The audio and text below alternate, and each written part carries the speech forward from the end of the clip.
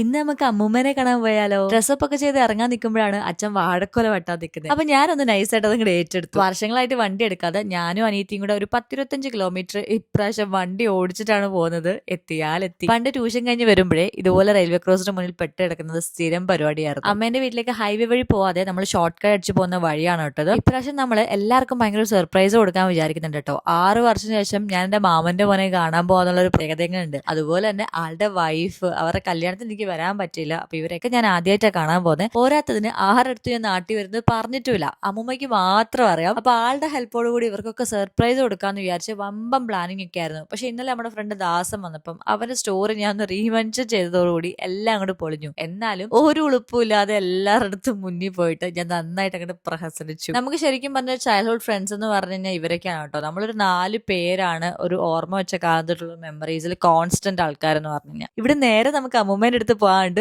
ഈ ഒരു റൂട്ടില് മാമന്റെ വണ്ടിയുടെ പുറകെ ട്രിപ്പിൾസ് അടിച്ച് പോകുമ്പോ തൊട്ട് ഞങ്ങൾ പിള്ളേരെല്ലാം കൂടെ സൈക്കിളെ ഓട്ടിയിട്ടും പിന്നെ വണ്ടി എടുത്തിട്ടും ഒക്കെ പാലത്തിന്റെ മണ്ടയ്ക്കും കണ്ടത്തിലും ഒക്കെ വന്നിരിക്കുന്ന മെമ്മറീസ് ആണ് കേട്ടോ. അപ്പൊ കഥകളൊക്കെ ഞങ്ങൾ ഇങ്ങനെ പറഞ്ഞു പറഞ്ഞ് വീടെത്തിയപ്പോഴത്തേക്കും അമ്മമ്മ ദാ നമുക്ക് അവിടെ ഫുഡൊക്കെ റെഡി ആയിട്ട് കാത്തിരിക്കുകയാണ്. ഭയങ്കര അൺഎക്സ്പെക്ടഡ് ആയിട്ടാണ് ഫൈനലി ഈ ഒരു മൊമെന്റിലേക്ക് എത്തിയിട്ടുള്ളത്. ഞങ്ങളെ 4 പേര് അമ്മൂമ്മ ചെറുപ്പം മുതലുള്ള ഒരു കോൺസ്റ്റന്റ് കോംബോ ആണ് കേട്ടോ.